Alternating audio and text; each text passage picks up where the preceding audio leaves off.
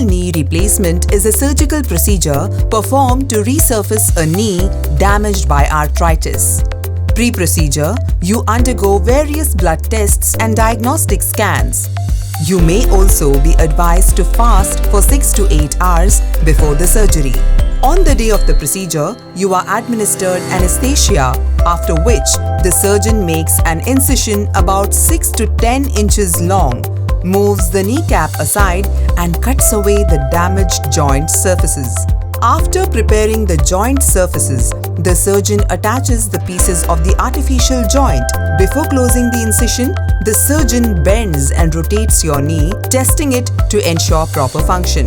The entire procedure takes about 2 hours. Post-procedure, you may remain in the hospital for 2 to 3 days to ensure optimum recovery.